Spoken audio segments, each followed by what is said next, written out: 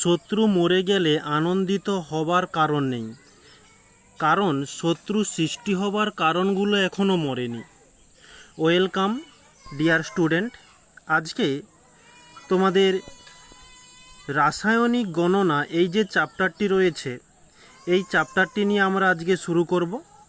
তো এটা হচ্ছে পার্ট 1। তো তোমাদের যাদের কাছে এই রাসায়নিক গণনা এই চ্যাপ্টারটা খুব জটিলতম চ্যাপ্টার বলে মনে হয়, তাদের জন্য খুব সহজ সরল করে তুলে ধরার চেষ্টা করব। তো ছোট্ট একটা চ্যাপ্টার, কিন্তু ক্লাস কিন্তু অনেকটাই সময় নেবে। ওকে, তো আজকে আমরা থিওরিটা করব। আজকাল আপাতত থিওরিটা চলে যাবে, কিন্তু এই রাসায়নিক গণনাতে থিওরি বিশেষ একটা জটিলতা নেই। এখানে ম্যাথটাই একটু জটিলতার সৃষ্টি করে, আর সেই ম্যাথটাতেই আমাদের ম্যাক্সিমাম টাইমটাই যাবে।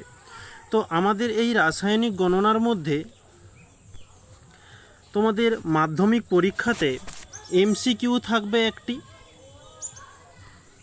এমসিকিউ থাকে একটি, 1 নাম্বার হয়ে গেলে এখানে এল এ থাকে, এল এ যেটা হচ্ছে তোমাদের 3 নাম্বারের একটি থাকে, অর্থাৎ 3।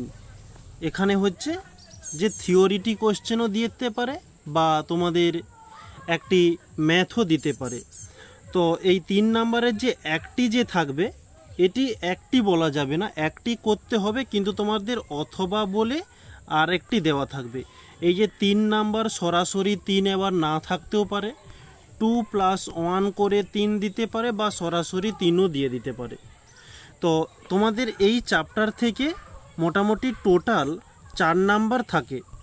তো আশা করি তোমরা ধরতে পারো, এই যে আমি যে ক্লাসটা তোমাদের জন্য চালু করেছি, এই সবগুলো যদি ক্লাসগুলো করতে পারো, তাহলে তোমরা মাধ্যমিকে এই রাসায়নিক গণনা থেকে 4-এর 4 পেয়ে যাবে, এতটা আমি বলতে পারি। যেমন আমরা দ্বিতীয় চ্যাপ্টারটিকে কমপ্লিট করেছি অনেকগুলো ক্লাসের মাধ্যমে, খুব ধীরে ধীরে খুব সুন্দরভাবে ছোট ছোট টপিকগুলোকে তুলে ধরেছি, ঠিক সেরকমই আমরা এই রাসায়নিক গণনা এই চ্যাপ্টারটাকেও নিয়ে আলোচনা করব। তাহলে আমাদের প্রথমত হেডিং দেওয়া যাক যে রাসায়নিক গণনা। রাসায়নিক গণনা, একে ইংরেজিতে কেমিক্যাল ক্যালকুলেশন বলা হয়ে থাকে। Chemical calculation. ওকে, তো আমাদের এই রাসায়নিক গণনা এই চ্যাপ্টারটি পড়ার আগে আমাদের জানতে হবে যে রাসায়নিক গণনা এই জিনিসটা কি। ওকে, তারপরে তো এই রাসায়নিক গণনা এই চ্যাপ্টারের মধ্যে কি কি রয়েছে সেগুলো আমরা আলোচনা করব। তো যেগুলো আমরা নিয়ে আলোচনা করব সেগুলো ছোট্ট করে একটু একটা অল্প ভাষার মাধ্যমে যা বলা হয় যে রাসায়নিক গণনার সংজ্ঞা। তাহলে এখানে ছোট্ট করে লিখে দিচ্ছি যে রাসায়নিক গণনা। তো এখানে বলা যেতে পারে কোনো রাসায়নিক সংকেত, কোনো রাসায়নিক সংকেত বা রাসায়নিক বিক্রিয়ার বা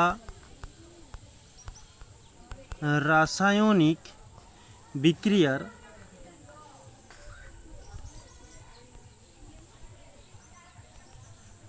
বিক্রিয়ার সমীকরণ থেকে বিভিন্ন পদার্থের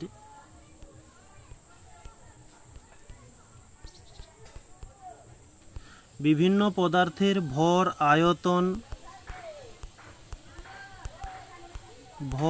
আয়তন বা বাষ্প ঘনত্ব ইত্যাদি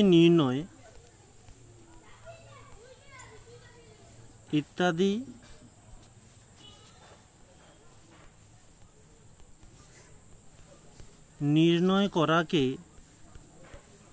রাসায়নিক গণনা বলে। রাসায়নিক গণনা বলে। এই যে এখানে রাসায়নিক বললাম, রাসায়নিকটা কি, এটা তোমরা সেই নিচু ক্লাস থেকে পড়ে এসছো। যে কোনো পদার্থের ধর্ম বা যে কোনো পদার্থের গঠন, সেই পদার্থটা পরিবর্তন। যেমন তোমাদের একটা সহজ সরল উদাহরণের মাধ্যমে বলা যেতে পারে যে বরফ, সেটি তাপ পেলে জলে পরিণত হয়। ওই জলকে যদি আরও তাপ দেওয়া হয় সেটা বাষ্পতে অর্থাৎ গ্যাসে পরিণত হবে। এটা একটা রাসায়নিক। তো সেই রাসায়নিক সংকেত এবং রাসায়নিক একটা বিক্রিয়াটাও তোমাদের এখনই আলোচনা করব।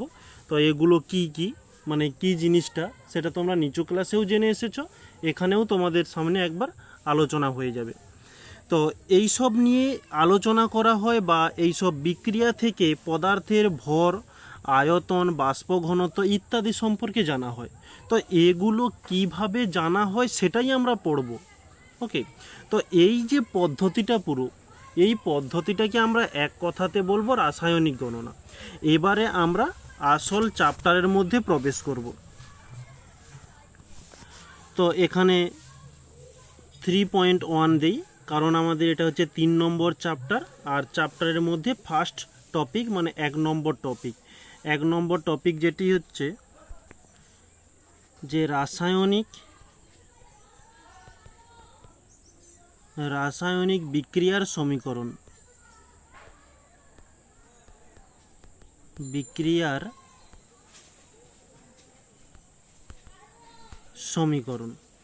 তো এই রাসায়নিক বিক্রিয়ার সমীকরণ এর মধ্যে আমরা প্রথমত এই রাসায়নিক বিক্রিয়া এবং এই রাসায়নিক সমীকরণ এই দুটো জিনিস আগে জানব, তারপরে এর মধ্যে কি রয়েছে সেসব এখন আলাদা ব্যাপার। আচ্ছা, তাহলে হেডিং দেওয়া যাক যে রাসায়নিক বিক্রিয়া। আচ্ছা, আগে তোমাদের লিখে দিই, তারপরে তোমাদের বুঝাচ্ছি। যে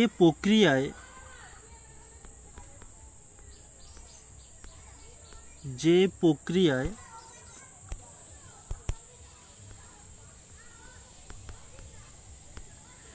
এক বা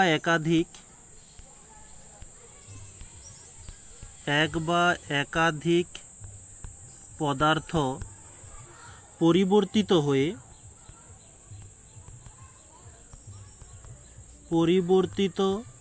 হয়ে সম্পূর্ণ ভিন্ন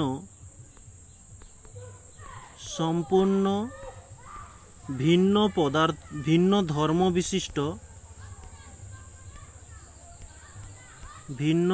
বিশিষ্ট এক বা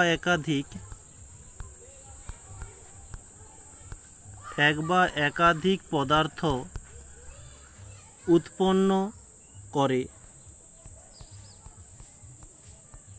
উৎপন্ন করে তাকে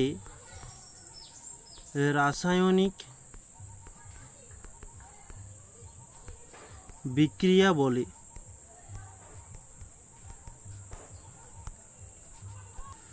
ধরো এখানে দুটি পদার্থ নেওয়া হলো, পদার্থগুলো ধরো এই হচ্ছে দুটি পদার্থ, এই একটি পদার্থ, এটি একটি পদার্থ। তো এই যে পদার্থ, এই পদার্থের নির্দিষ্ট একটা ধর্ম আছে। এই পদার্থটা পরিবর্তন করলে, পরিবর্তনটা কীভাবে করব, এরা নিজেদের মধ্যে মারামারি করবে। ওকে, বা এদেরকে যদি তাপ দেওয়া হয়, মানে উস্কানি দেওয়া হয়, বুঝতে পারছো, যদি দুজন ব্যক্তির মধ্যে আর একজন ব্যক্তি গিয়ে একটু উস্কানি দিয়ে দিল, মানে ঝগড়ার সৃষ্টি করে দিল, তো যদি এরকমই করা হয় তাহলে ওই দুটো ব্যক্তি এক ব্যক্তি হতে পারে বা দুটোর কাছে তিনটে ব্যক্তিও হতে পারে। আগে এদের মধ্যে যে ধর্মটা ছিল, মানে যে মিলটা ছিল, এই ঝগড়াঝাটি বা উস্কানি দেওয়ার ফলে সেই মিলটা আর থাকে না। ওকে, সে মিলটা আর থাকে না, তাদের মধ্যে একটি শত্রুতা ভাব চলে আসে। ঠিক জিনিসটা সেই রকম এই বিক্রিয়াটির মতো। দুটো পদার্থের যে ধর্ম ছিল সেই ধর্মটা না থেকে আর বিভিন্ন ধর্ম গ্রহণ করে যে পদার্থ সৃষ্টি হয়, এই পদ্ধতিটাকে আমরা বলবো রাসায়নিক বিক্রিয়া। এরপরে আমরা যাব রাসায়নিক সমীকরণ।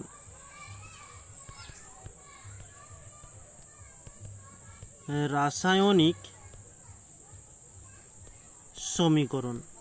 তো রাসায়নিক সমীকরণটা কি আগে লিখে দিই, তারপরে তোমাদের রাসায়নিক সমীকরণটা কি বুঝিয়ে দেব। এই রাসায়নিক সমীকরণ লিখানোর পূর্বে বা তোমাদের বোঝানোর পূর্বে আর দুটো জিনিস জানতে হবে। সেই দুটো জিনিস কি, 1 মিনিট একটু কালারটা নিয়ে নিই।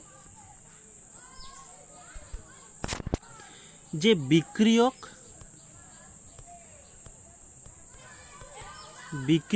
বা একে বিকারক বলা হয়, বিকারক, এবং আর একদিকে হচ্ছে বিক্রিয়াজাত পদার্থ, বিক্রিয়াজাত পদার্থ। তো যেগুলো পড়াবো সেগুলো কিন্তু তোমাদের উদাহরণের সাপেক্ষে বুঝিয়ে দেব। ওকে, একটু পরে পুরো টপিকটা একটু শেষ করে নিই, তারপর একটা উদাহরণ দেব। এই বিক্রিয়ক বা বিকারক, ওকে, একে হচ্ছে ইংরেজিতে রিয়েকশন বলা হয়ে থাকে,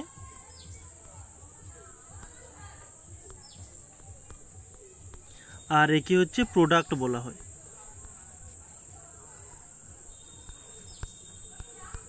প্রোডাক্টস। আচ্ছা, বিক্রিয়ক বা বিকারকটা কি, যে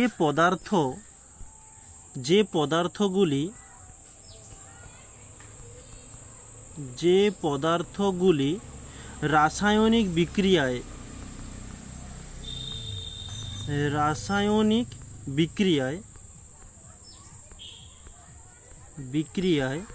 রাসায়নিক বিক্রিয়া কাকে বলে সেটা তোমাদের আগেই বলে দিয়েছি। রাসায়নিক বিক্রিয়ায় অংশগ্রহণ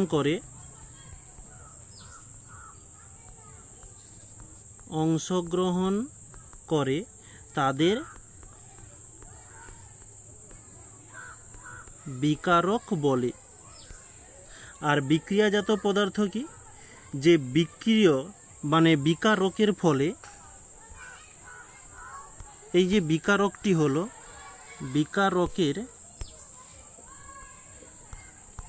বিকারকের ফলে নতুন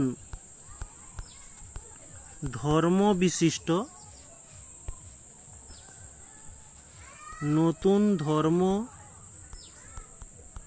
বিশিষ্ট যেসব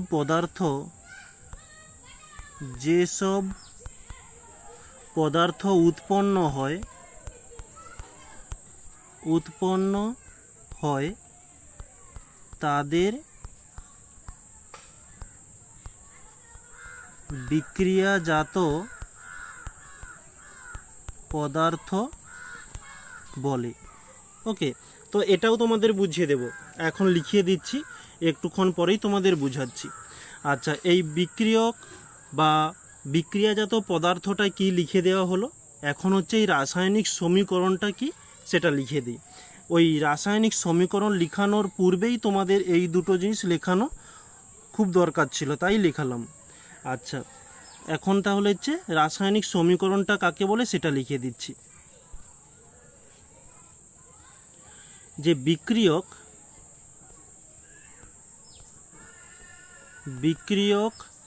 ও বিক্রিয়াজাত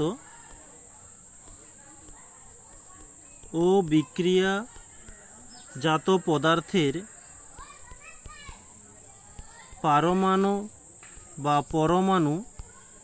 পারমাণবিক বলছিলাম, তো পারমাণবিক নয়, পরমাণু সংখ্যার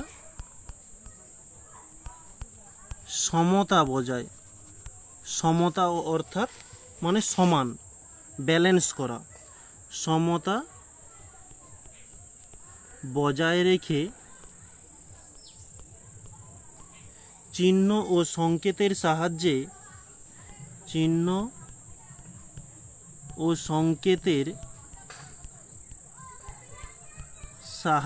কোনো রাসায়নিক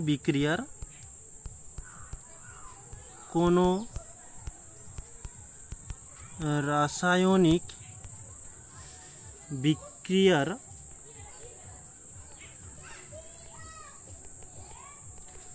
সংক্ষিপ্ত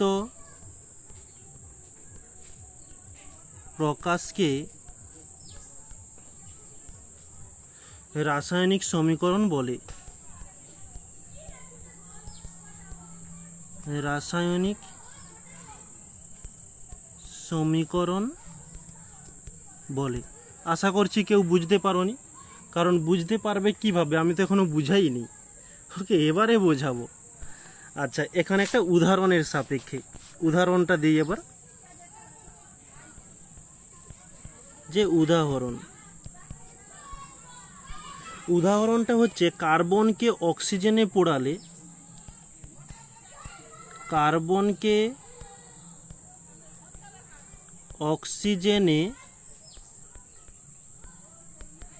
পোড়ালে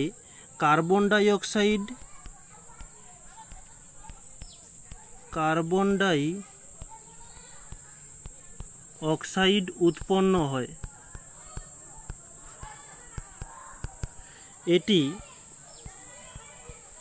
হচ্ছে যে রাসায়নিক বিক্রিয়া।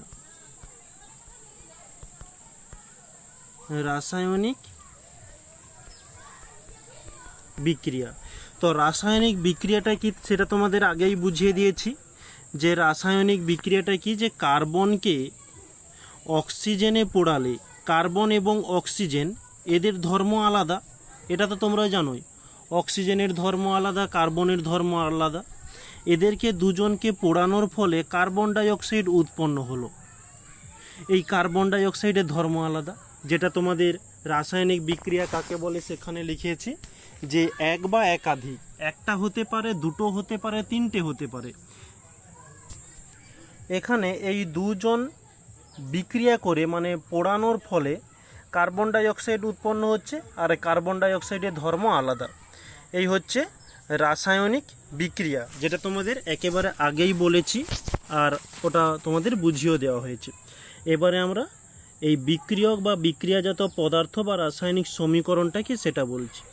যে কার্বন, তার সঙ্গে অক্সিজেন, এদেরকে দুজনকে পোড়ানোর পর, মানে তাপ দিলে, তাপকে এই ডেল দ্বারা, মানে ত্রিভুজ দ্বারা চিহ্নিত করা হয়ে থাকে। এখানে CO2 উৎপন্ন হচ্ছে। এই যে প্রসেসটা করলাম, এটি হচ্ছে কি, যে রাসায়নিক সমীকরণ। এই যে স্টেপটা করলাম, এটি হচ্ছে রাসায়নিক সমীকরণ। তাহলে লিখে দিচ্ছি যে রাসায়নিক সমীকরণ। তো এটাই, এই যে জিনিসটা তোমাদের এখানে লিখেছি, এই জিনিসটাই তোমাদের এখানে ভাষা দিয়ে লেখা হয়েছে। যে বিক্রিয়ক বা বিক্রিয়ক ও বিক্রিয়াজাতটা কি দেখিয়ে দিই। এই যে কার্বন বা অক্সিজেন, এরা দুজন হচ্ছে বিক্রিয়ক বা এদেরকে কি বলা হয়, বিকারক বলা হয়ে থাকে, বিকারক। আর এই যে কার্বন ডাই অক্সাইড উৎপন্ন হলো, এ হচ্ছে বিক্রিয়াজাত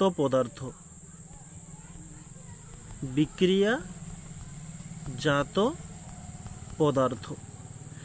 এই দুজনকে আমরা বলবো বিক্রিয়ক বা বিকারক, আর একে তাপ দেওয়ার ফলে যেটি তৈরি হয়েছে তাকে আমরা বলবো কি, বিক্রিয়াজাত পদার্থ। এই বিকারক বা বিক্রিয়ক, এই যে দুজন, বা এই দুজনই তো একই। এই বিক্রিয়ক ও বিক্রিয়াজাত পদার্থ, যেটা নেক্সট পেজে, বিক্রিয়ক ও বিক্রিয়াজাত পদার্থের পরমাণু সংখ্যার সমতা বজায় রেখে, পরমাণু, এখানে পরমাণু কটি, একটি পরমাণু, এখানে পরমাণু কটি, দুটি পরমাণু, অর্থাৎ হচ্ছে তিনটি পরমাণু। আর এখানে দেখো কটি পরমাণু, সি একটা, ও হচ্ছে দুটো, অর্থাৎ এখানেও তিনটি পরমাণু। তাহলে দেখো এখানেও তিনটি পরমাণু, এখানেও তিনটি পরমাণু। ঠিক দাঁড়িপাল্লার মতো লাগছে না, তুলা যন্ত্রের মতো, যেটা তোমরা ক্লাস 9-এ জেনে এসেছো। এ পাশেও 3, এ পাশেও 3। ঠিক এই পরমাণুর সমতাকে বজায় রেখে চিহ্ন ও সংকেতের সাহায্যে, আমরা এখানে চিহ্নই ব্যবহার করেছি বা সংকেত ব্যবহার করেছি। আচ্ছা, এটা হচ্ছে চিহ্ন, এই যে কার্বন, আর সংকেত হচ্ছে O2। ওকে, আচ্ছা, এই রাসায়নিক বিক্রিয়ার সংক্ষিপ্ত প্রকাশকে আমরা বলবো রাসায়নিক সমীকরণ। তাহলে এখানে দেখো খুব সহজ সরলভাবে একটি সংক্ষিপ্তভাবে তোমাদের বোঝানো হয়েছে, তাই আমরা এটিকে বলছি যে রাসায়নিক সমীকরণ। এই জিনিসটাই তোমাদের এখানে দেখো জটিল ভাষা করে দেওয়া হয়েছে। এটি হচ্ছে সংজ্ঞা হয়ে গেল, আর সেটি হচ্ছে কি রাসায়নিক সমীকরণ। ওকে, একটু ক্লিয়ার করে দিই এগুলো আবার। আশা করছি এবার বোঝা গিয়েছে যে রাসায়নিক বিক্রিয়া, রাসায়নিক সমীকরণ ও বিক্রিয়ক বা বিক্রিয়াজাত পদার্থ এগুলো বোঝা গিয়েছে। আচ্ছা, নেক্সট পরবর্তীতে আমরা এখন যাব, ক্লিয়ার করে দিলাম। এখন এই রাসায়নিক সমীকরণের গুণগত তথ্য নিয়ে আলোচনা করব, এদের গুণমান, এদের প্রশংসা। তাহলে হেডিং দেওয়া যাক যে রাসায়নিক সমীকরণের গুণগত তথ্য। গুণগত তথ্য ফার্স্ট 1 নম্বর পয়েন্ট। 1 নম্বর পয়েন্ট কি? এটা তোমাদের একটা সমীকরণের মাধ্যমে দেখানো হবে। সমীকরণটা আরেকটা নতুন একটা সমীকরণ নেই, যে 2H2 + O2 = 2H2O। এখানে হচ্ছে 2 মোল H2 এবং 1 মোল অক্সিজেন মানে O2 যুক্ত হয়ে 2 মোল H2O জল উৎপন্ন হচ্ছে। এই সমীকরণ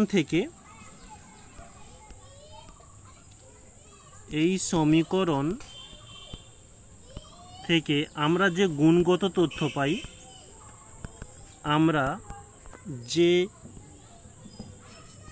গুণগত তথ্য পাই, এবারে হচ্ছে 1 নম্বর পয়েন্ট দিচ্ছি। এখানে 1 নম্বরটা কেটে দাও। আচ্ছা, এখানে দেখো, আগে লিখে দিচ্ছি তারপর তোমাদের বুঝাচ্ছি। বিকারকের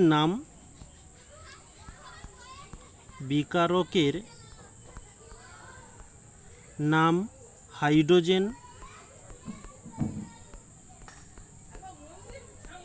হাইড্রোজেন ও অক্সিজেন এবং তাদের সংকেত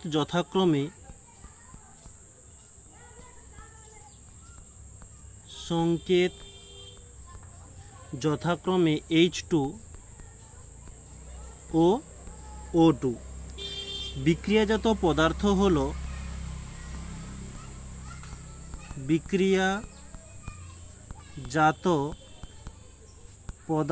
হলো জল ও তার সংকেত H2O। অর্থাৎ বিক্রিয়ক ও বিক্রিয়াজাত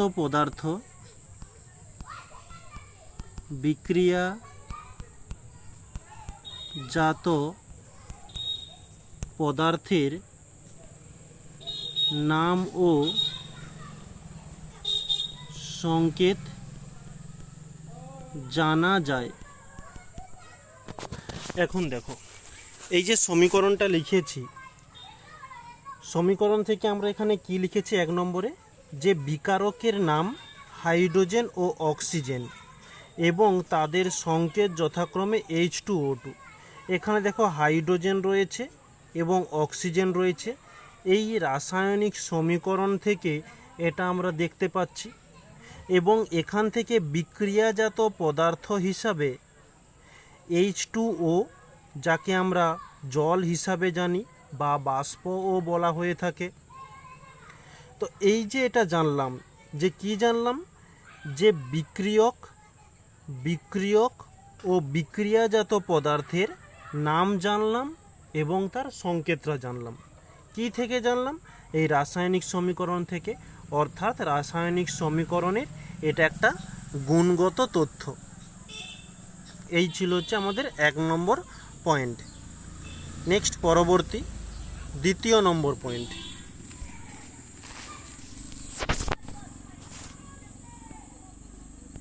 দ্বিতীয় নম্বর পয়েন্ট কি বলছে, যে হাইড্রোজেনের চিহ্ন হলো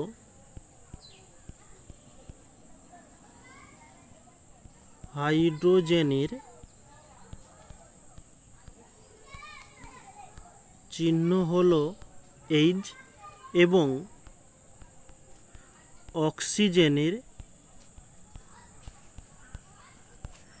চিহ্ন হলো O, যেটা তোমাদের আগেই সমীকরণ লিখে দিয়েছি, যে লিখাইনি, তোমাদের বলে দিয়েছি যে চিহ্ন কোনটা এবং সংকেত কোনটা। অর্থাৎ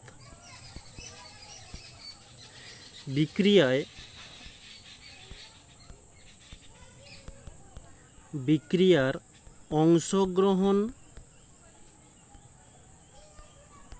অংশগ্রহণকারী পদার্থগুলিতে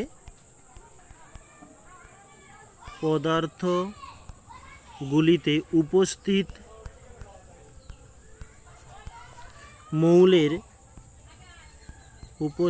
মৌলের নাম ও চিহ্ন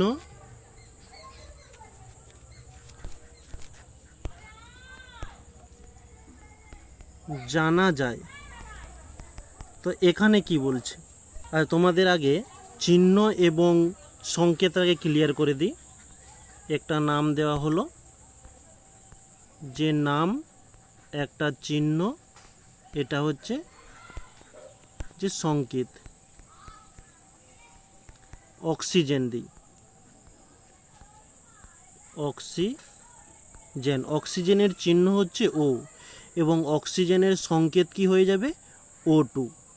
ওকে, এই হচ্ছে চিহ্ন এবং হচ্ছে সংকেতের পার্থক্য। এখন এখানে বলছে হাইড্রোজেনের চিহ্ন H এবং অক্সিজেনের চিহ্ন O, অর্থাৎ বিক্রিয়ায় অংশগ্রহণকারী যেসব পদার্থগুলো রয়েছে সেই সব পদার্থের নাম এবং চিহ্ন জানা যায় কোথা থেকে, এই সমীকরণটার থেকে। এই সমীকরণে এই যে হাইড্রোজেনের H চিহ্ন, অক্সিজেনের O চিহ্ন, আর এর নামটাও জানা যাচ্ছে কোথা থেকে, এই রাসায়নিক সমীকরণ থেকে। অর্থাৎ এটিও হচ্ছে একটি গুণগত তথ্য। নেক্সট, পরবর্তীতে 3 নম্বর পয়েন্ট,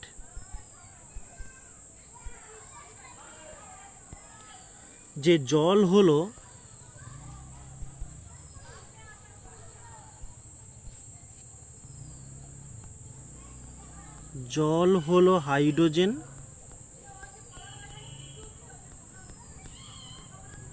হাইড্রোজেন ও অক্সিজেন মৌলের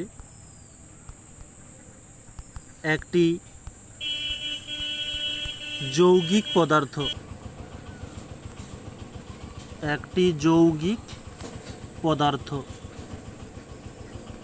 অর্থাৎ যে বিকারক ও বিক্রিয়ালব্ধ পদার্থের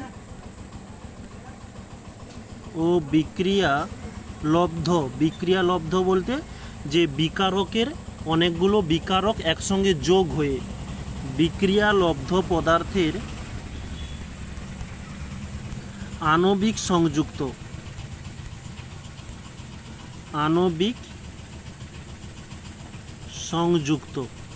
আচ্ছা, এটা সেই সমীকরণেই বুঝিয়ে দিচ্ছি। এই যে দেখো, প্রথমেই লিখেছি হাইড্রোজেন এবং অক্সিজেনের মৌলের একটি যৌগিক পদার্থ। এই যে হাইড্রোজেন এবং অক্সিজেন, এরা দুজন যুক্ত হয়ে H2O তৈরি হয়েছে। যেহেতু যুক্ত হয়েছে তাই আমরা বলেছি যৌগিক পদার্থ, আর একটা শব্দ ব্যবহার করেছি যে লব্ধ পদার্থ।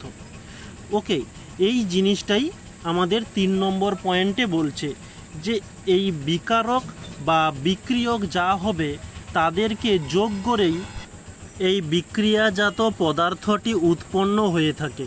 ওকে, এই হচ্ছে আমাদের রাসায়নিক সমীকরণের গুণগত তথ্য। এরপর নেক্সট টপিক যেটি শুরু করব, ওই রাসায়নিক সমীকরণের পরিমাণগত তথ্য। তাহলে পয়েন্টটি দেওয়া যাক, যে রাসায়নিক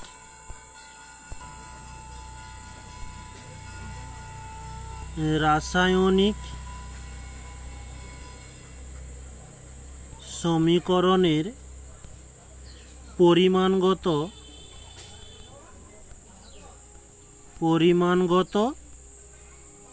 তথ্য। এটি হচ্ছে যে আমাদের রাসায়নিক সমীকরণের পরিমাণগত তথ্য নিয়ে আলোচনা করব। এর আগে আমরা যেটা করেছিলাম গুণগত তথ্য।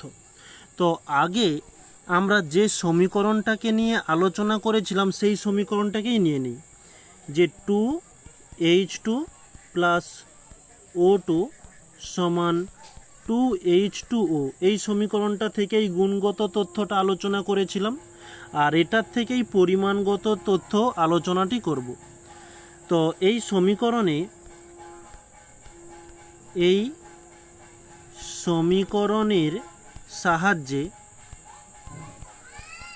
সাহায্যে আমরা যে পরিমাণগত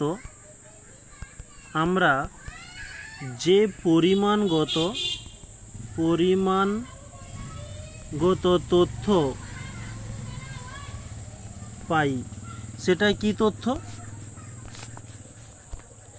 1 নম্বর পয়েন্ট, তোমাদের তথ্যটা আগে লিখে দিই, তারপরে বুঝিয়ে দিচ্ছি। ওকে, 1 নম্বর তো পূর্বের মতো আগে লিখে দিই, তারপর তোমাদেরকে বুঝিয়ে দিচ্ছি। তো 2 অণু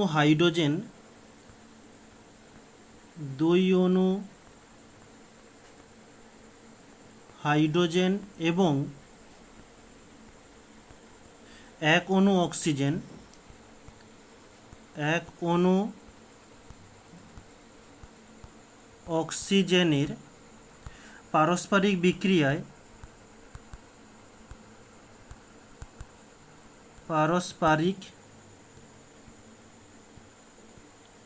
বিক্রিয়ায় 2 অণু জল গঠিত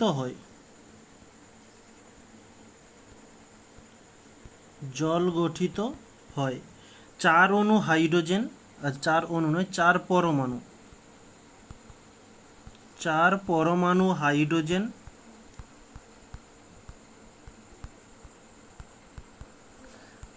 এবং 2 পরমাণু অক্সিজেন।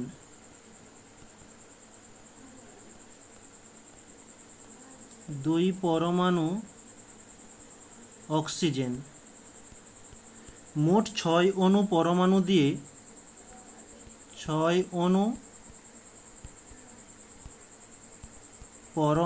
দিয়ে 2 অণু জল সৃষ্টি হয়। 2 অণু জল সৃষ্টি হয়। তো এখান থেকে আমরা কি লিখতে পারি, যে অর্থাৎ বিক্রিয়ক ও উৎপন্ন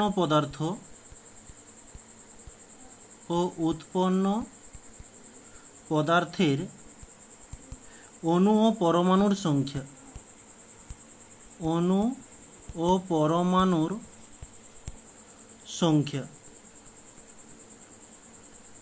আচ্ছা, এখানে দেখো, তো আমাদের প্রশ্নে এখানে বলছে যেটা ব্যাখ্যা লিখেছি, যে 2 অণু হাইড্রোজেন, এই যে দেখতে পাচ্ছ 2 অণু হাইড্রোজেন H2 রয়েছে। 1 অণু অক্সিজেন, এই যে অক্সিজেনের সামনে কিছু নেই মানে 1 রয়েছে, 1 অণু অক্সিজেন। এদের পারস্পরিক বিক্রিয়ায় 2 অণু, এখান থেকে 2 অণু জল উৎপন্ন হচ্ছে। এই যে দেখতে পাচ্ছ H2O হচ্ছে জল, তার সামনে হচ্ছে 2 রয়েছে। তো ওই ব্যাপারটাই এখানে লিখেছি। তো এবার এখানে দেখো, একটু ক্লিয়ার করে দিই পরমাণুর কথাটা যেটা বলছে। এই যে এখানে 2 দুগুণে 4, তাহলে হচ্ছে 4টি পরমাণু। এই যে দেওয়া আছে 4 পরমাণু হাইড্রোজেন, এখানে 2, সামনে কিছু নেই মানে 1, তাহলে 2 একে 2, তাহলে 2টো অক্সিজেন পরমাণু। এই যে 2 পরমাণু অক্সিজেন মিলে কি হয়েছে, এই যে এখানে দেখো 2 অণু জল হয়েছে। তো এখানে হচ্ছে 4টি হাইড্রোজেন, এখানে হচ্ছে 2টি অক্সিজেন, অর্থাৎ 4 2 6, 6টি অণু, 6টি পরমাণু দিয়ে 2 অণু জল সৃষ্টি হয়েছে। এ কথাটাই এখানে বলা হয়েছে। তো এখান থেকে লিখতে পারে কি, যে বিক্রিয়ক ও উৎপন্ন পদার্থের অণু ও পরমাণুর সংখ্যা জানা যায়। ওকে, ক্লিয়ার করে দিই এটা।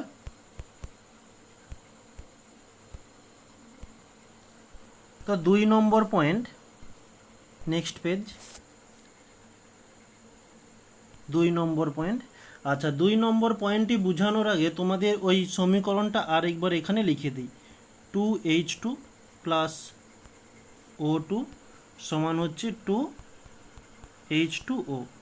আচ্ছা, এখানে যদি H2 এবং O2 এদিকে হচ্ছে H2O এর যদি গ্রাম আণবিক ভর নির্ণয় করি, তাহলে 2 কে 2 থাকলো, এইচের আণবিক ভর হয়ে থাকে 1, দুটো এইচ রয়েছে, 2 দিয়ে গুণ দিলাম, অর্থাৎ 2 গুণিতক 1 2 2 সমান হচ্ছে কি 4। আচ্ছা, এদিকে দেখো O2, ও এর জন্য হয়ে থাকে 16, আর দুটো ও রয়েছে তাই 2 দিয়ে গুণ দিলাম, অর্থাৎ 16 দুগুণে 32। আচ্ছা, ও এর জন্য 16, এইচের জন্য 1। ওকে, এগুলো তোমাদের পরবর্তীতে একটা লিস্ট আমি তোমাদের দিয়ে দেব, তোমাদের ওই লিস্ট থেকেই পরীক্ষাতে আসবে। ওকে, আর এসব মানগুলো তোমরা সে আগেও জেনেছ, তবুও তোমাদের এখানে মানগুলো একবার লিখিয়ে দেব। আচ্ছা, এখন এগুলো ছোটোখাটো ব্যাপার, এগুলো এখন দেখে নাও, তোমাদের ঠিক ম্যাথ করাবার পূর্বে এই মানগুলোর একটা চার্ট দিয়ে দেব। আচ্ছা, এদিকে হচ্ছে 2 থাকলো ইন্টু এইচের 1, দুটো এইচ রয়েছে দেখতে পাচ্ছ, এইচের নিচে 2, অর্থাৎ 2 দিয়ে গুণ দিলাম, প্লাস ও এর মান কত হয়ে থাকে এক্ষুনি বললাম যে কি 16। আচ্ছা, এটা ক্যালকুলেশন করলে 2 কে 2 থাকবে, 1 2 2 প্লাস এদিকে হচ্ছে 16 সমান 2 গুণিতক 16 আর 2 যোগ করলে 18, 18 দুগুণে হচ্ছে 36। এবারে জিনিসটা লক্ষ্য করো তোমরা, এদিকে হচ্ছে 4, এদিকে 32, তো 4 প্লাস 32 সমান করলে আমাদের হচ্ছে কি যে 36।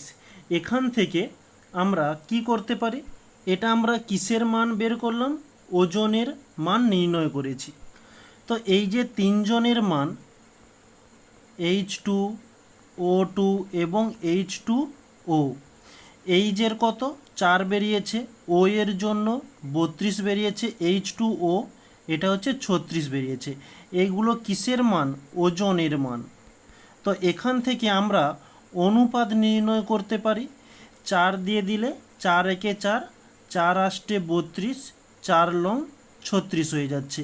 এই যে এটা একটা আমরা অনুপাতের মান নির্ণয় করলাম, কিসের অনুপাত, যে ওজনের অনুপাত। তাহলে আমরা এখানে লিখতে পারি যে রাসায়নিক সমীকরণ থেকে আমরা ওজনগত অনুপাত নির্ণয় করতে পারি। তো এই জিনিসটাই তোমাদের এখানে ভাষা দিয়ে লিখে নেব, সেটা হচ্ছে আমাদের দ্বিতীয় পয়েন্ট হবে। আচ্ছা, এ পর্যন্ত ঠিক আছে। আচ্ছা, এখানে লিখব যে 4 ভাগ ওজনের হাইড্রোজেন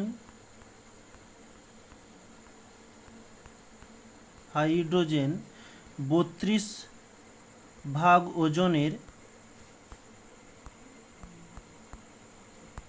অক্সিজেনের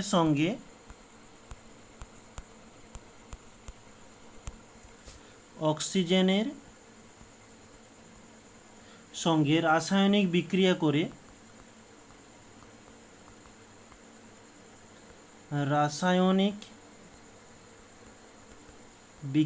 করে 36 ভাগ ওজনের জল উৎপন্ন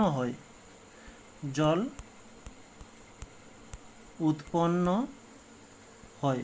তো যেটা ওই বিক্রিয়াতে তোমাদের দেখিয়েছি ওটাই লিখলাম। তো এখানে লিখতে পারি H2O2, H2O এর ওজনগত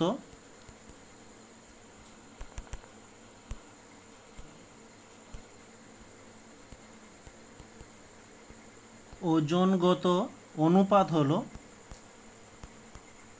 অনুপাত কি, ওই যে 4 অনুপাত 32 অনুপাত 36, 4 দিয়ে দিলে 4 একে 4, 4 আষ্টে 32, 4 লং 36, বা এখানে লিখতে পারি 1:8:9। অর্থাৎ বিক্রিয়ক ও বিক্রিয়াজাত পদার্থের বিক্রিয়ক ও বিক্রিয়া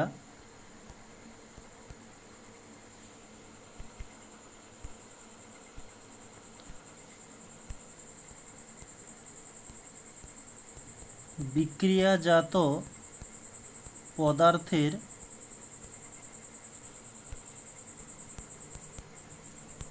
ওজন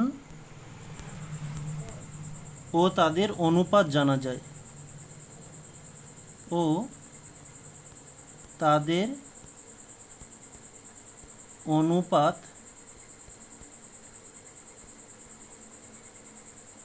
জানা যায়।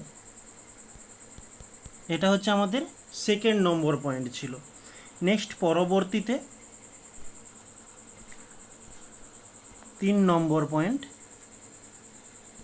3 নম্বর পয়েন্টে তোমাদের আরও একবার বিক্রিয়াটা লিখে দিই যে 2H2 প্লাস O2 সমান 2H2O।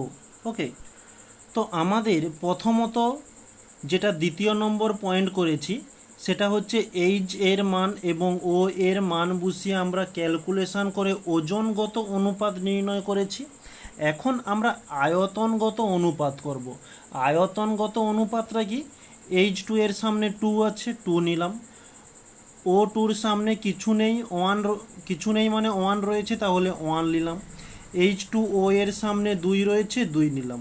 এই যে অনুপাতটা হয়ে গেল, এটা হচ্ছে আয়তনগত অনুপাত।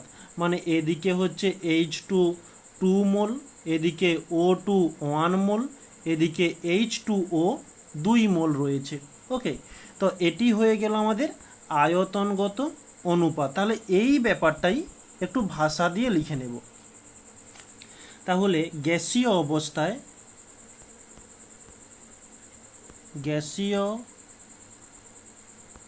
অবস্থায় হাইড্রোজেন ও অক্সিজেন যুক্ত হয়ে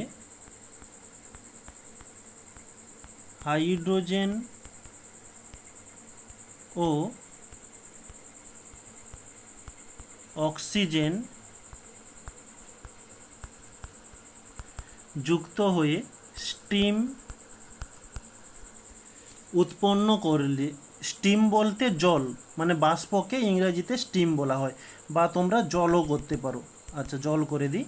হয়ে জল উৎপন্ন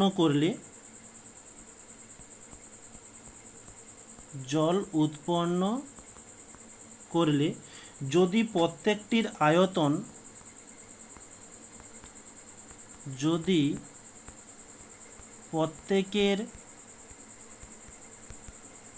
আয়তন এসটিপিতে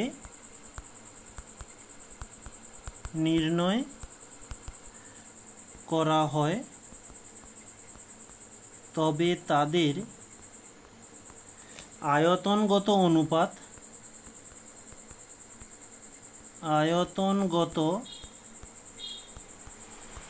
অনুপাত কি হবে, যে 2:1:2। কিভাবে এসেছে তোমাদের দেখিয়ে দিলাম। তাহলে এখানে আমরা সহজ সরলভাবে কি লিখতে পারি, যে অর্থাৎ বিক্রিয়ক ও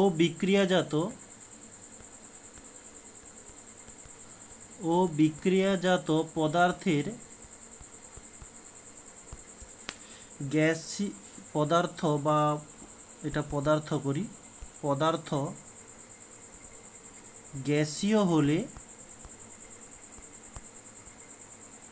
গ্যাসীয় হলে এসটিপিতে আয়তনগত অনুপাত জানা যায়।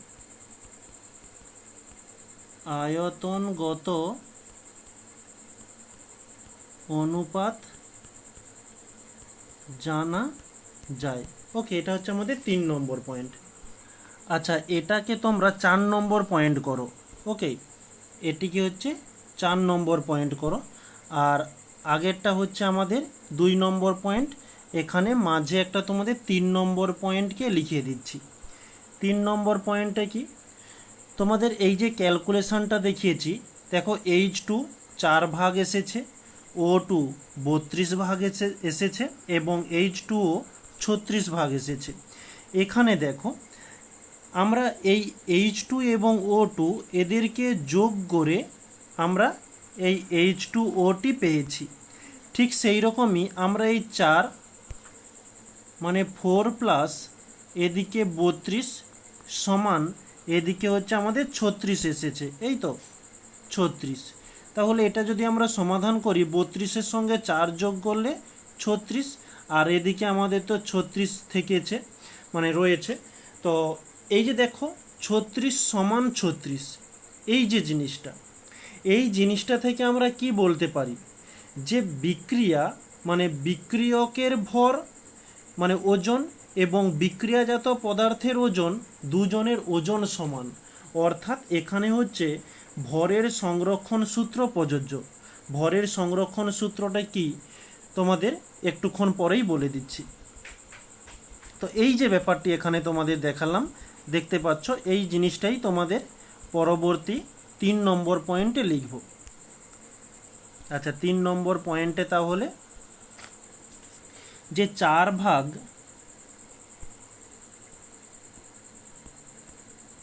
ভাগ ভরের এইচ এবং 32 ভাগ ভরের ও, অর্থাৎ মোট 36 ভাগ ভরের বিক্রিয়ক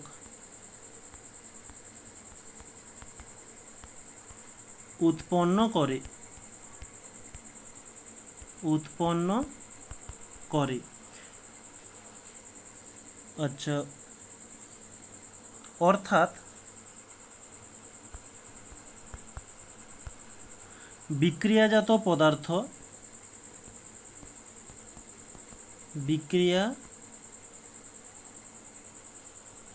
আচ্ছা এখানে আরেকটা ছোট্ট জিনিস অ্যাড করো, যে কি 4 ভাগ ভরের এইচ এবং 32 ভাগ ভরের অক্সিজেন, অর্থাৎ মোট 36 ভাগ ভরের বিক্রিয়ক উৎপন্ন করে 36 ভাগ ভরের জল। এদিকে 4 ভাগ এইচ এবং 32 ভাগ অক্সিজেন দুজন মিলে 36 ভাগ ভরের বিক্রিয়ক কি উৎপন্ন করে, 36 ভাগ ভরের জল উৎপন্ন করে। ওকে, এটাই ভাষা দিয়ে এখানে লিখেছি। অর্থাৎ বিক্রিয়াজাত পদার্থ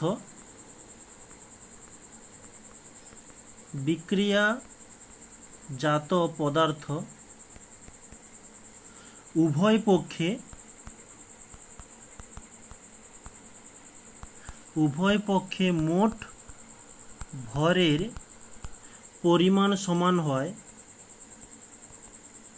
মোট ভরের পরিমাণ সমান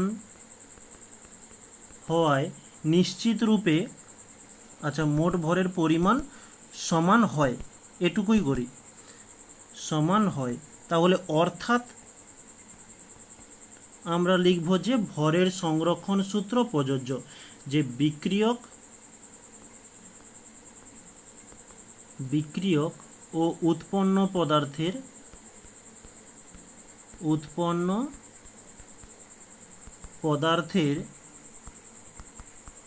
ভরের সমতার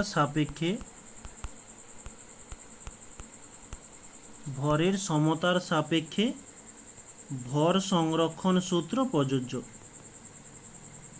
ভর সংরক্ষণ সূত্রের প্রযোজ্য হয়।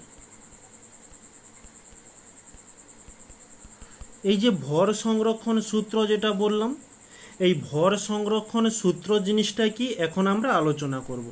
তো এখন আমরা যেটা শুরু করেছিলাম, যে কি রাসায়নিক সমীকরণের পরিমাণগত তথ্য। তো এই পরিমাণগত তথ্য 4টি রয়েছে, তোমাদের এই 4টি তথ্য লিখে দিলাম। নেক্সট পরবর্তী আমরা যে টপিকটি তুলে ধরব, সে টপিকটি হচ্ছে যে আমরা 3.1 শুরু করেছিলাম, এটা হচ্ছে 3.1.1, যে রাসায়নিক বিক্রিয়ার ভর সংরক্ষণ। রাসায়নিক বিক্রিয়ার ভর সংরক্ষণ, একে ইংলিশে বলা হয়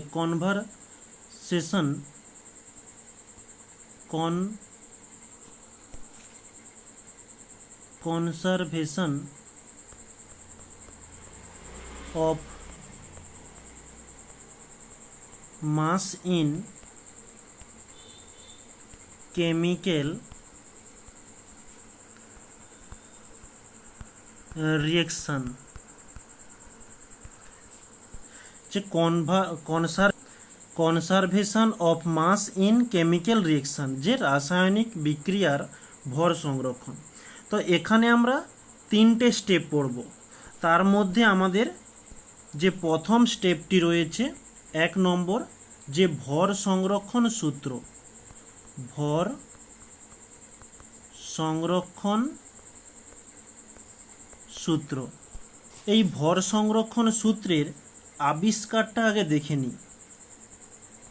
যে আবিষ্কার, এই ভর সংরক্ষণ সূত্র কে আবিষ্কার করেছিল? যে 1774 খ্রিস্টাব্দে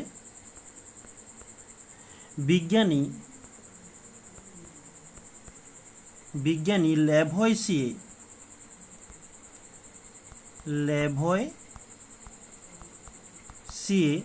রাসায়নিক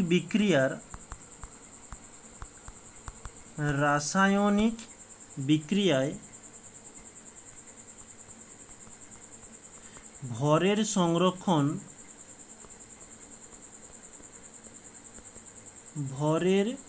সংরক্ষণ সম্পর্কিত একটি সূত্র প্রকাশ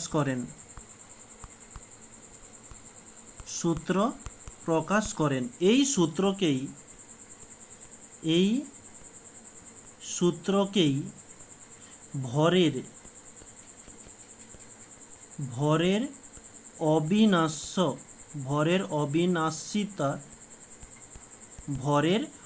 অবিনাশিতার সূত্র বলা হয়ে থাকে।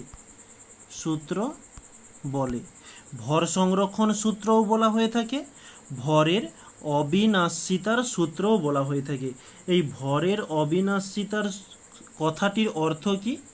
যে ভরের কোনোদিন নাশ ঘটে না। নাশ বলতে কি, হ্রাস ঘটে না, মানে কমে যায় না, একেবারে শেষ হয়ে যায় না, এটাই বলা হচ্ছে। কেবলমাত্র একটা স্থান থেকে আর একটা স্থানে বা একটা রূপ থেকে আর একটা রূপে পরিবর্তন হয়। এবারে সূত্রটা কি? সূত্রটা তোমাদের লিখিয়ে দিচ্ছি। যে সূত্রতে বলা হচ্ছে যে পদার্থের ভর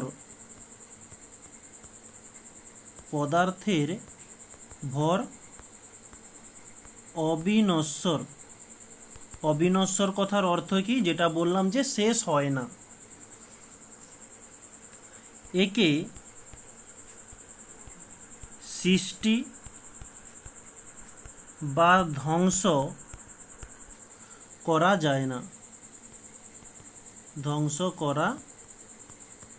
যায় না। ওকে, কোনো রাসায়নিক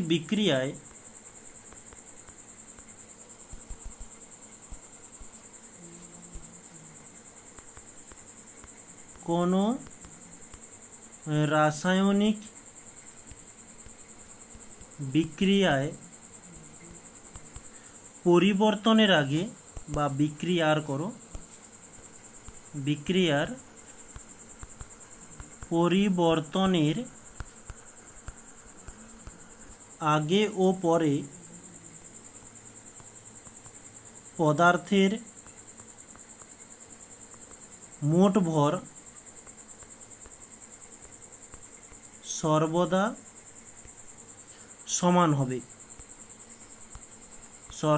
সমান হবে। বা এই সূত্রটাকে আর একভাবে লেখা যায়, যে কোনো রাসায়নিক বিক্রিয়ায় বিক্রিয়কের মোট ভরের সঙ্গে বিক্রিয়কের মোট ভরের সঙ্গে বিক্রিয়াজাত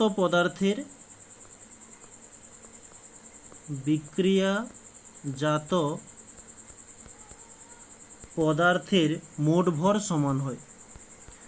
মোট ভর সমান হয়। কেউ কিচ্ছু বুঝতে পারোনি? কেন বুঝতে পারোনি? কারণ এখনো বোঝানো হয়নি, কেবলমাত্র সূত্রটা লেখানো হলো। এবারে যে বুঝতে পারছ এই ভাষাটির মাধ্যমে খুবই ভালো। আচ্ছা, এই হচ্ছে আমাদের সূত্র ছিল। এবারে ব্যাখ্যা এবং উদাহরণের সাপেক্ষে তোমাদের বুঝাচ্ছি। তো ব্যাখ্যাটা কি? যে ব্যাখ্যাতে আমরা লিখব যে ধরি এ ও বি এদের ভর m1 ও m2। এরা পরস্পরের সঙ্গে বিক্রিয়া করলে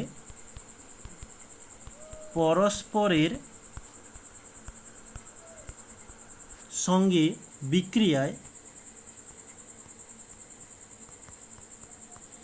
COD পদার্থ উৎপন্ন হয়। COD পদার্থ উৎপন্ন হয়। যাদের ভর কত? যাদের ভর m3 ও m4। এবারে ভর সংরক্ষণ সূত্র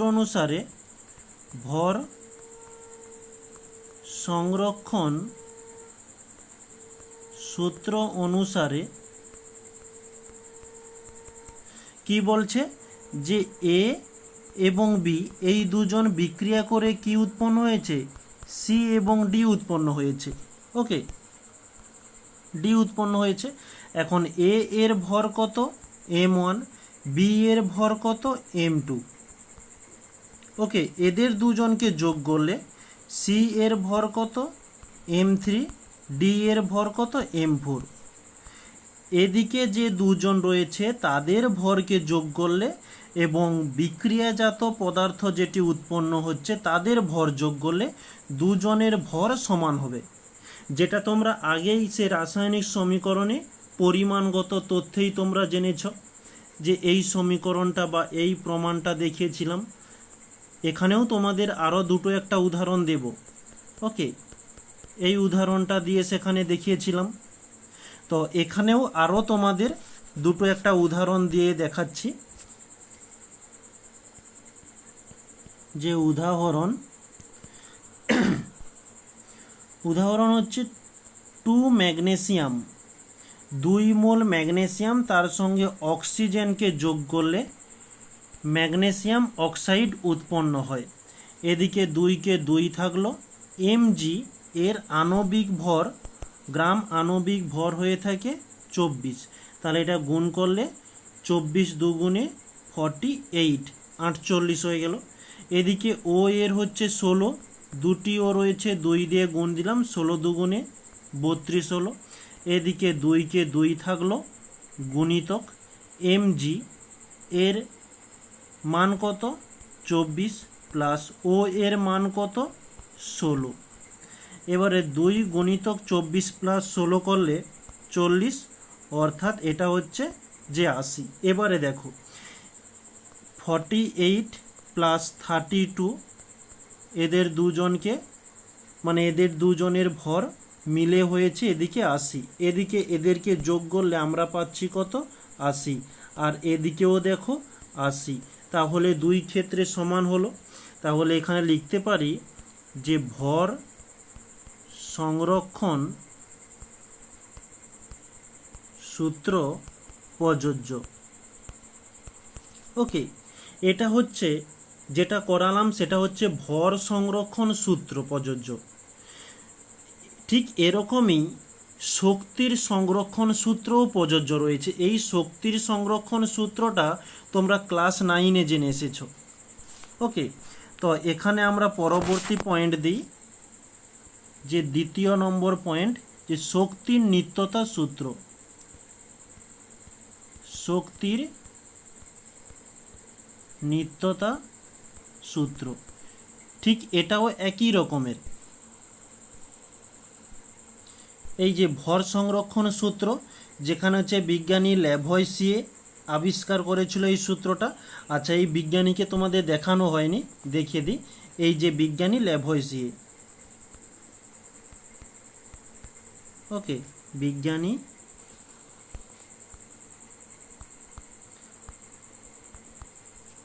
ক্লিয়ার করে লিখি, মোবাইল স্ক্রিনের ওপর লিখছি এই কারণে ঠিকমতো বোঝা যাচ্ছে না, মোটামুটি বোঝা যাচ্ছে। ল্যাভয়েসিয়ে এই বিজ্ঞানী ভর সংরক্ষণ সূত্রটি আবিষ্কার করেছিল। ঠিক এরকমই এই শক্তির নিত্যতা সূত্রটিও রয়েছে। শক্তির নিত্যতা সূত্রের এখানে সূত্রতে কি বলছে, যে সূত্রটা কি, ঠিক একই রকমের যেমন আমরা ভরের সংরক্ষণে পড়েছিলাম এক্ষুনি, যে পদার্থের শক্তি অবিনশ্বর, মানে শেষ হয় না, একে সৃষ্টি বা ধ্বংস করা যায় না, ধ্বংস করা যায় না।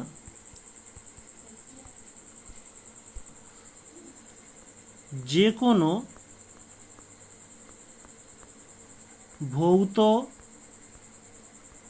বা রাসায়নিক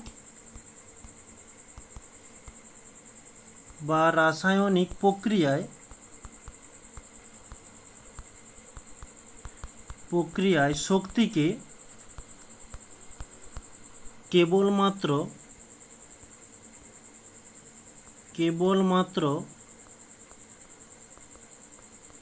এক রূপ থেকে অন্য রূপে পরিবর্তন করা হয়। ওকে, যেমন তোমাদের উদাহরণ দিচ্ছি, যে এখানে শক্তির কোনো দিন শেষ হয় না। সেই শক্তি, ওই যে কোনো শক্তিকে ধ্বংস বা করাও যায় না এবং সৃষ্টিও করাও যায় না। এই শক্তি কেবলমাত্র একটা রূপ থেকে আর একটা রূপে পরিবর্তন হয়। যেমন উদাহরণস্বরূপ তোমাদের দেখানো হচ্ছে, যে বৈদ্যুতিক বাল্ব ধরলাম, বৈদ্যুতিক বাল্ব, তোমাদের কাছে যে এলইডি বাল্বটা তোমাদের রুমে রয়েছে, ওই এলইডি বাল্ব ধরো। ওই এলইডি বাল্ব কি করে, ওর মধ্যে তড়িৎ শক্তি দেওয়া হয়, তড়িৎ শক্তি মানে বিদ্যুৎ শক্তি দেওয়া হলো। ওই বিদ্যুৎ শক্তি কি করলো, আলোক শক্তিতে পরিণত করে, আলোক শক্তি, যার ফলে তুমি অন্ধকারের মধ্যেও দেখতে পাচ্ছ। এটি হয়ে গেল বৈদ্যুতিক বাল্ব। ধরো বৈদ্যুতিক পাখা, যেটি এই গরমকালের জন্য খুব একটা জনপ্রিয় জিনিস, যার মধ্যে যেটি বলা যায় প্রাণ পাখি 1 নম্বর, বৈদ্যুতিক পাখা। এই বৈদ্যুতিক পাখা কি করে, বৈদ্যুতিক পাখাতে তড়িৎ শক্তি বা বিদ্যুৎ শক্তি দেওয়া হয়। ওই তড়িৎ শক্তি কিসে পরিণত হয়, যান্ত্রিক শক্তিতে পরিণত হয়, মানে ঘুরছে, এই যে ঘূর্ণন হচ্ছে, এটা হচ্ছে এক প্রকারের যান্ত্রিক শক্তি। তো যান্ত্রিক শক্তিতে পরিণত হচ্ছে। এরকমই একটা শক্তি আর একটা শক্তিতে পরিণত হচ্ছে। এই যে তোমরা দেখতে পাচ্ছ, বা এখনই তোমাদের করানো হলো ভরের সংরক্ষণ সূত্র এবং শক্তির সংরক্ষণ সূত্র, প্রায় একই রকমের জিনিস। ওকে, এদের দুজনকে মিশিয়ে দেওয়া যেতে পারে, এদের দুজনকে মিক্স করে একটা সূত্র করা যেতে পারে। কীরকমই, যে উচ্চ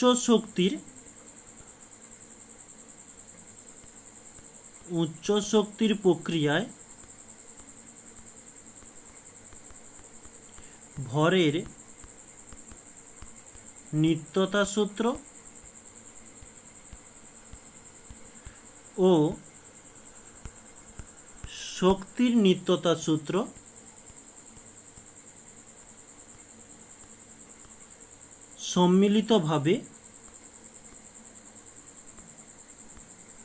সম্মিলিতভাবে সংরক্ষিত হয়।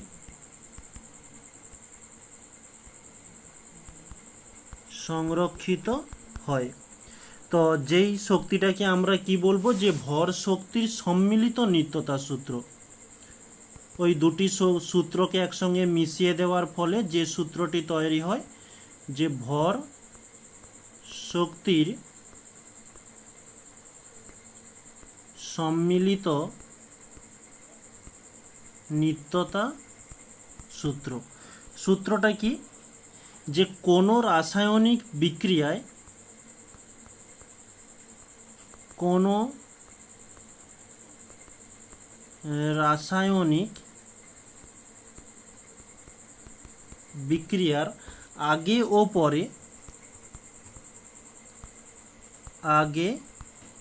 ও পরে পদার্থের ভর ও শক্তির মোট পরিমাণ সর্বদা সমান থাকে। সর্বদা সমান থাকে। মহাবিশ্বে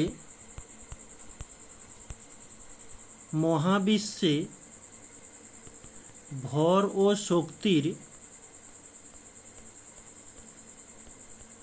মোট পরিমাণ ধ্রুবক কেন বলা হয়েছে? এই ধ্রুবক শব্দটার অর্থ আমরা আগের চ্যাপ্টারে খুব ভালোভাবে জেনেছি, যেটা স্থির থাকে সেটাই হচ্ছে ধ্রুবক, বা বলা হয় যে অপরিবর্তনীয়, বা বলা যায় কি, যে স্থির। ওকে, এই হচ্ছে ভর ও শক্তির সম্মিলিত নিত্যতা সূত্র। তো এই যে টপিকটা শুরু করেছিলাম, এটা হচ্ছে রাসায়নিক বিক্রিয়ায় ভর সংরক্ষণ। ওকে, তো এই সংরক্ষণের মধ্যে, এই যে রাসায়নিক বিক্রিয়ায় ভর সংরক্ষণ, এর মধ্যে তিনটি টপিক রয়েছে। একটা হচ্ছে ভর সংরক্ষণ সূত্র, আর একটি রয়েছে এই যে শক্তির সংরক্ষণ বা শক্তির নিত্যতা সূত্র। এটা দুটোই আমরা করলাম, আর একটা বাকি থেকে যাচ্ছে, ওটা আমরা নেক্সট আগামীকাল শুরু করব। আজকের ক্লাসটা অনেক টাইম হয়ে গিয়েছে, প্রায় 1 ঘন্টা 7 মিনিট। লেন্দি করলেও চলে, কোনো অসুবিধা নেই। যাই হোক, আজকের ক্লাসটা এখানে সমাপ্ত করছি। আমরা আগামীকাল এই টপিকের আর একটা যে অংশ থেকে গিয়েছে সেই অংশটা থেকে শুরু করব, এবং এই টপিক থেকে আসা কিছু ব্যাখ্যামূলক প্রশ্ন, এগুলো নিয়েও আমরা আগামীকাল আলোচনা করব। ওকে, তো যারা এই ক্লাসে নতুন ছিলে তাদের জন্য একটু বলে দিই, যেটা প্রতিনিয়ত প্রত্যেকটা ক্লাসেই বলে আসি, যে আমরা এখন যে ক্লাসটা কমপ্লিট করলাম, একটা পিডিএফ রেডি হয়েছে। এই পিডিএফটা যদি তোমাদের প্রয়োজন হয়ে থাকে, তাহলে এই ক্লাসের নিচে ডেসক্রিপশান বক্সে একটি টেলিগ্রাম গ্রুপ রয়েছে, ওখানে জয়েন্ট হয়ে গিয়েও প্রতিনিয়ত ক্লাসটা শেষ হওয়ার কিছুক্ষণ পরেই ওখানে এই পিডিএফটা আপলোড করা হয়, তোমরা ওখান থেকে ডাউনলোড করে দেখতে পারো। এবং ওই টেলিগ্রাম গ্রুপে কিছু শর্ট কোশ্চেন, এমসিকিউ টাইপের কোশ্চেন দেওয়া হয়ে থাকে, ওখানে মার্ক করতে পারো, তোমাদের প্র্যাকটিসের মধ্যেও থাকবে। ওকে, তো আজকে আর বিশেষ ক্লাসটা লেন্দি করছি না, সবাইকে থ্যাংক ইউ বলে ক্লাসটিকে এখানে সমাপ্ত করছি।